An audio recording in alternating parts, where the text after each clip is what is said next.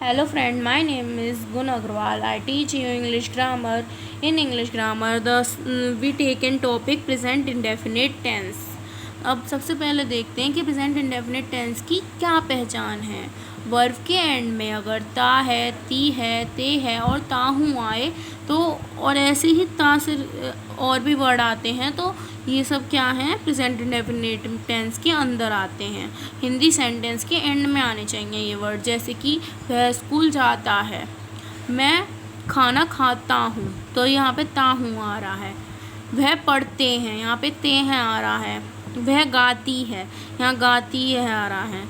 वह जाता है स्कूल तो ता है आ रहा है। तो ये सारे प्रेजेंट इंडेफिनिट टेंस हो गए और हमें इस तरीके से हम पहचानेंगे कि ये प्रेजेंट इंडेफिनिट टेंस होता है।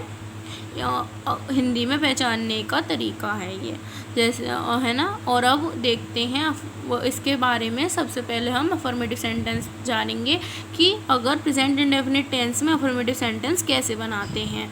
तो first rule is that when singular subject is given then we use first form of the verb and S and E S.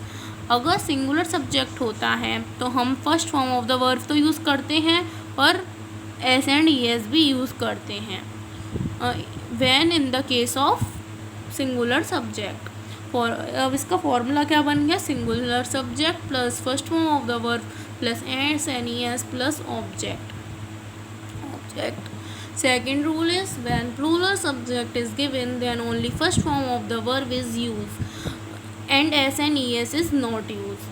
अगर प्लूरल सब्जेक्ट होता है तो first form of the verb ही use होती है और नॉट नहीं आता, एस एन ई एस नहीं आता, sorry S N E S नहीं आता। ओके, तो फॉर्मूला हो गया plural subject plus first form of the verb and object and we does not use S N E S. S N E S only use होता है in the case of singular subject and plural subject में only first form of the verb रह जाती है, S N E S use नहीं होता। अब ये जानते हैं हम कि ई एस कहाँ पे लगाया जाता है और एस कहाँ पे लगाया जाता है। और किसी भी वर्ब के एंड में ओ, सी एच, एस एच और एक्स और एस, ये आपको 5 वर्ड याद करने हैं। ये 5 वर्ड आए अगर किसी भी वर्ब के क्रिया के एंड में तो आप उसके पीछे ई एस लगाएंगे, बाकी सबके पीछे एस लगाते हैं। जैसे कि डू, किसी काम को करना, ये क्रिया हो गई तो डू में पीछे ओ आ रहा तो मैंने डस कर दिया, ई एस लगा दिया। ऐसी टीच में सी एच आ रहा है पीछे, पढ़ाना, ये भी किसी को पढ़ाना एक क्रिया होती है तो टीचेस कर दिया मैंने, यहाँ पे ई एस लगा दिया। ऐसी थर्ड है पुश में एस एच आ रहा है तो पुश का पुशिस कर दिया। तो किसी को धक्का मारना, ये भी एक वर्ब होती है। फोर्थ इज़ वैक्स यानी परेशान करना होता है। अगर अब वैक्स में एक्स आ रहा है तो वैक्स का वैक्सिस हो गया। ऐसी पास मतलब किसी भी चीज़ को पास करना, देना किसी दूसरे को, एक से दूसरे को देना पास करना होता है। तो पास में ऐसा आ रहा है तो पास का पासिस कर दिया।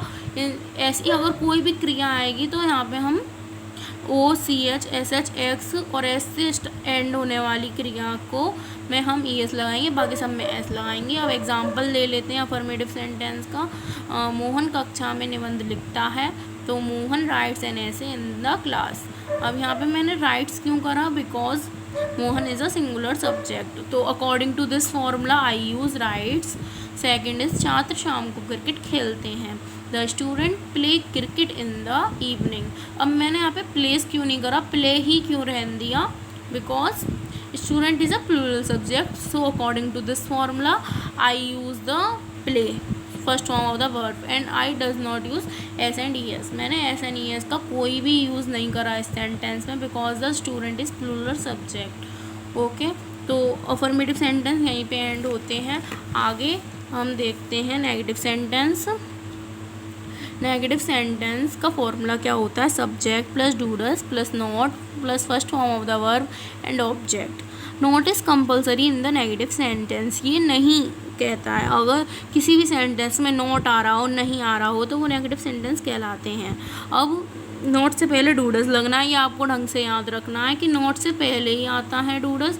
अब ये देखते हैं डू किधर यूज़ होगा, डस किधर यूज़ होगा। डू प्लूरल सब्जेक्ट के संग यूज़ होता है, डस सिंगुलर सब्जेक्ट के संग। ओके, जैसे कि फॉर एग्जांपल सीता कक्षा में गीत नहीं गाती है, तो यहाँ पे नहीं वर्ड आ गया तो ये नेगेटिव सेंटेंस हो गया। Sita does not sing a song in the class, तो मैंने यहाँ पे क्या करा है, नॉट लगाया है, क्योंकि नहीं का नॉट हो जाता है।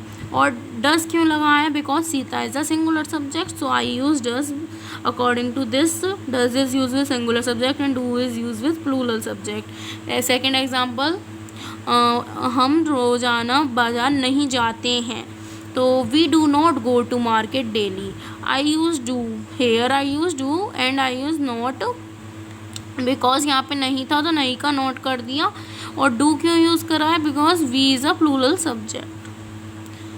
ठीक है, आई होप आपको नेगेटिव सेंटेंस क्लियर हो गए हों। तो we take a third is interrogative sentence. Interrogative sentence मैंने लास्ट वीडियो में बताया था 2 टाइप के होते हैं, first is yes no type and second is WH type. अब यहाँ पे देखते हैं कि यस नो टाइप का और WH टाइप का एग्जाम्पल।